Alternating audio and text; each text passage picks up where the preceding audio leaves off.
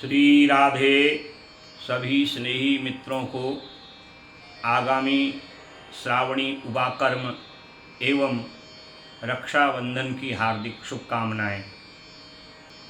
इस वर्ष संवत 2080 में श्रावणी उपाकर्म के विषय में विद्वानों के अनेक मतांतर चल रहे हैं।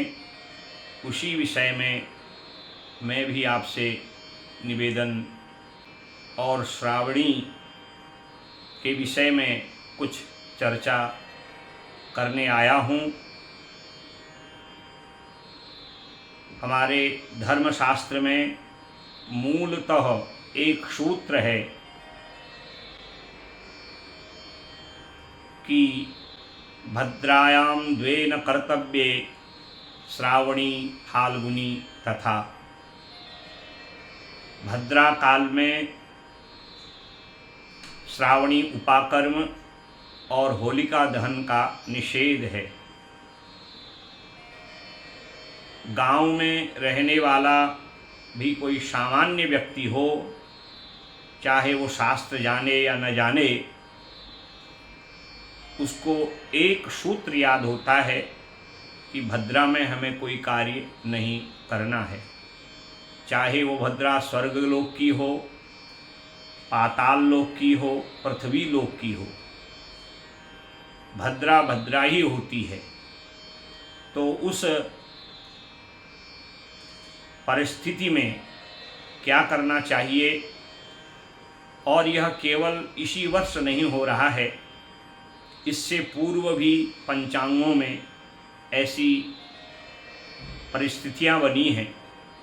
परंतु हम लोग उत्तराखंड पूर्वांचल के हैं और हमारे वहाँ मूलतः जो कर्मकांड की परंपरा है, वह परंपरा है महामहोपाध्याय श्री नित्यानंद पर्वती जी की। हम उसी परंपरा से वेद और पुराण के अंतर्गत बताए हुए कर्मकांड को करते हैं और उन्हीं के द्वारा अनेक पुस्तकें रची गई हैं, जिनमें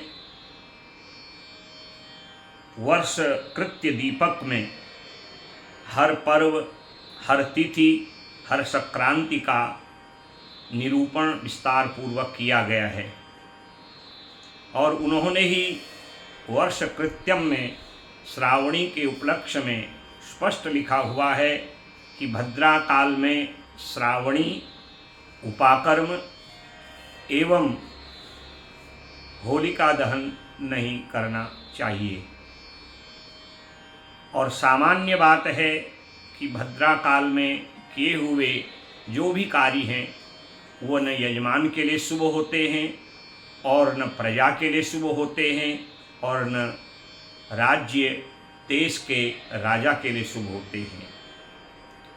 इसीलिए यदि अगले दिन मुहूर्त मात्र भी पूर्णिमा हो, पुण्यकाल समझ करके उसमें विधि पूर्वक उपाकर्म का विधान करना चाहिए। हम कुर्मांचली कुमाऊनी उत्तराखंड के लोगों के विषय में कोई विद्वान जो बाहर का हो, वो अपना निर्णय दे, वह तो ठीक है, परंतु हमारे यहाँ की परंपरा को हमारे ही क्षेत्रीय विद्वान परिभाषित करेंगे। और जैसे कि पर्व सभा का निर्णय भी है कि 31 अगस्त 2023 को पूर्णिमा, जिस दिन प्रातः 6:39 तक है और 5:34 पर सूर्योदय हो रहा है और 3 घड़ी 5 पला उस दिन पूर्णिमा है, तो उसी को पुण्य काल मान करके प्रातः सूर्योदय बेला में उपाकरण करके, ऋषि तर्पण करके, रक्षा यज्ञोपवीत की प्रतिष्ठा करके उसको धारण करना चाहिए। और हमारे वहाँ शास्त्र में सूर्योदय से पूर्व ही पुण्य का महत्व है। पंचाशद उषा काल, सप्तपंचाशद अरुणोदय, अर्थात सूर्योदय से पूर्व 5 घड़ी उषा काल और 3 घड़ी पूर्व अरुणोदय कहा जाता है। और प्रातःकालीन जो संध्या है, गायत्री मंत्र है, वह सूर्योदय बेला में ही जपने का विधान भी है। उत्तमा तारकोपेता, मध्यमा लुप्त तारका, अधमा सूर्य सहिता, प्रातः संध्या त्रिधा मतम। हमारे धर्मशास्त्रों में सूर्योदय वेला में गायत्री जप की बड़ी महत्ता है। एक पक्ष यह भी है, दूसरा पक्ष अगर 30 तारीख को भद्रा काल में यज्ञोपवीत, रक्षा आदि की प्रतिष्ठा कर यदि हम रात्रि में धारण करेंगे तो वह शास्त्रोचित भी नहीं है, क्योंकि रात्रि में यज्ञोपवीत बदलना, रक्षा सूत्र धारण करना, ये शास्त्रोक्त विधान नहीं है।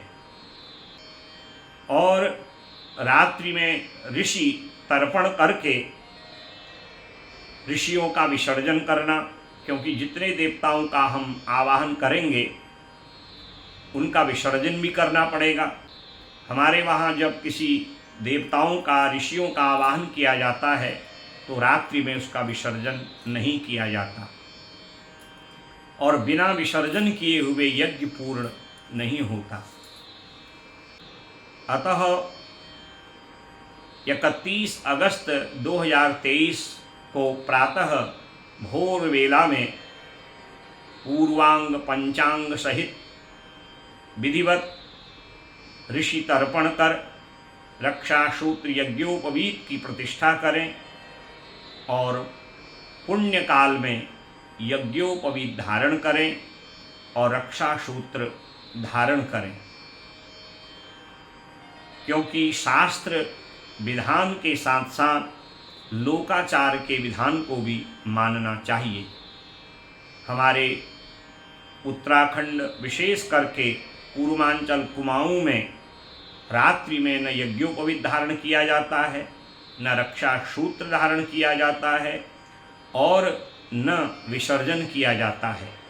पर्व सभा का निर्णय सहित मेरा भी निवेदन है कि आप 31 अगस्त 2023 को प्रातः पुण्यकालीन बेला में यज्ञ सूत्र धारण करें, रक्षा धारण करें और इस पर्व को हर्षोल्लास के साथ मनाएं।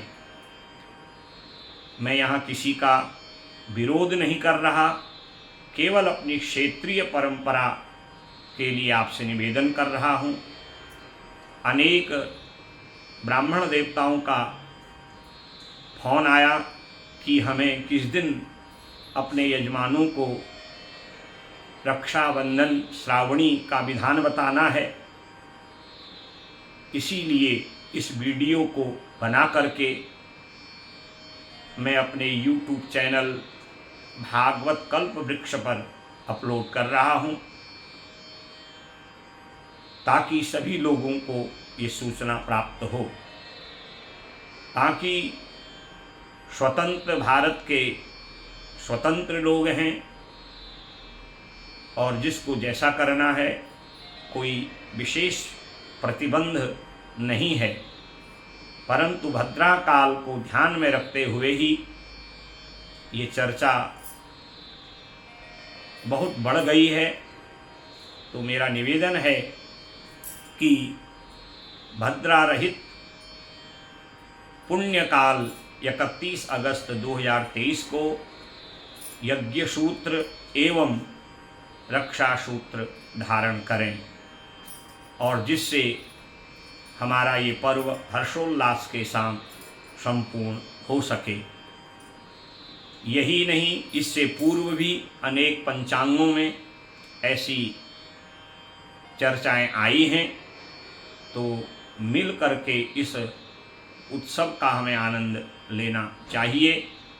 अनेक विद्वानों ने अपने मत अपने हिसाब से और शास्त्र के अनुसार निवेदित किए हैं और एक निवेदन मेरा भी है। मैं अपने गुरुजनों से कहीं आगे बढ़ के नहीं बोल रहा, केवल शास्त्रीय परंपरा, लोकाचार और व्यवहार की बात से इस बात का निवेदन कर रहा हूँ। इस रक्षा सूत्र की कथा पुराणों में आती है कि जब राजा बलि 100वां यज्ञ कर रहे थे, 99 यज्ञ उनके पूर्ण हो चुके थे और 100वां यज्ञ करके वह इंद्र की पदवी को प्राप्त करने का प्रयास कर रहे थे, तब देवता गंगा नदी के किनारे कश्यप महाराज माँ अदिति के पास गए और भगवान को प्रकट करने का निवेदन किया।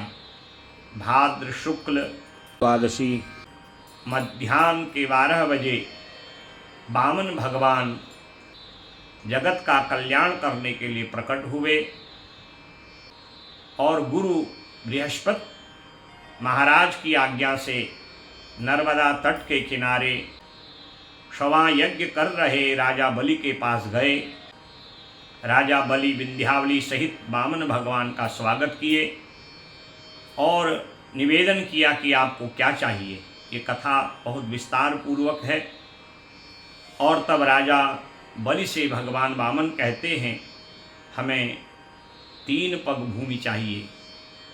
तब भगवान अपने विराट रूप को धारण किए। एक पग में भू आदि सत्यलोक पर्यंत 7 लोकों को नाप दिया। दूसरे पग में भूमि से नीचे 7 लोकों को नाप दिया और राजा बलि को बंधन में बांध दिया। और तब राजा बलि कहता है, महाराज यदि आप मुझ पर कृपा कर रहे हों, मैं 3रा पग आपको देना चाहता हूँ, क्योंकि मैंने अभी आपको 2 ही पग भूमि दी है। पदम तृतीयम कुरु श्रीश्री में निजम, भागवत जी में लिखा है कि राजा बलि ने निवेदन किया कि 3रा पग मेरे मस्तक पर रखिए, इससे मेरा वचन भी पूर्ण होगा और मेरे मस्तिष्क में आया अहंकार भी नष्ट होगा। और तब भगवान वामन ने राजा बलि के मस्तक पर 3रा पग रखा और भगवान बड़े उदार बना है और भगवान ने राजा बलि पर दया कर उनका सर्वस्व दान करने के कारण उनको पुनः सुतल लोक का राजा बना दिया। आज राजा बलि से भगवान कहते हैं, अब तुम्हें जो मांगना है सो मांगो। तब राजा बलि ने निवेदन किया कि प्रभु यदि आप देना ही चाहते हो, आप मेरे राज्य के मुख्य द्वारपाल बन जाओ, रक्षक बन जाओ। और इस प्रकार 6 माह बीत गए। भगवान राजा बलि के मुख्य द्वार पर चौकीदार बन गए। जब माँ लक्ष्मी ने देखा कि भगवान लौट के नहीं आए और देखा कि मेरे भाई बलि के वहाँ भगवान चौकीदार बने हैं, तब माँ स्वयं सेविका बन के, परिचारिका बन कर के राजा बलि की 6 माह तक सेवा की। और यही पुण्य दिन श्रावण शुक्ल पूर्णिमा का दिन जब आया तो आज माँ लक्ष्मी रूपी परिचारिका ब्राह्मणी ने राजा बलि के दाएं हाथ में रक्षा सूत्र बांधा और राजा बलि बड़ा प्रसन्न हुआ। कहा, तुम मेरी बहन हो और आज जो तुम मांगोगी मैं तुम्हें वो दूंगा। तब माँ लक्ष्मी ने निवेदन किया कि यदि आप मुझ पर प्रसन्न हो, कुछ देना चाहते हो राजा बलि, तो आपके द्वार पर जो खड़े चौकीदार हैं उनको मुझे दे दीजिए। राजा बलि कहते हैं वो कोई साधारण चौकीदार नहीं, वह त्रिलोकीनाथ भगवान नारायण हैं, जो वामन बन करके देवताओं का कल्याण करने के लिए अवतरित हुए हैं। और उसी समय भगवती लक्ष्मी चतुर्भुजा रूप में प्रकट हो गई और राजा बलि बड़ा हर्षित हुआ। और आज विधिवत राजा बलि ने लक्ष्मी नारायण का पूजन किया। और तभी से यह जो श्लोक है, यजमान के हाथ में रक्षा बांधते वक्त ब्राह्मण देवता कहते हैं, एन बद्धो बली राजा दानवेंद्रो महाबलः तेन त्वां प्रतिबधनामि रक्षे माचल। हे यजमान, यह रक्षा सूत्र तुम्हारी रक्षा करे। ऐसा रक्षा बंधन की कथा है। पुनः आप सभी समस्त यजुर्वेदियों को शुभकामनाएं देता हूँ। यह पर्व आपके लिए मंगलकारी हो, आपका कल्याण करे और आपके समस्त संकल्पों को पूर्ण करे। हम हमारे परिजनों सहित हमारे देश के लिए ये पर्व कल्याणकारी हो। श्री राधे। हरि ओम तत्सत, हरि ओम तत्सत, हरि ओम तत्सत।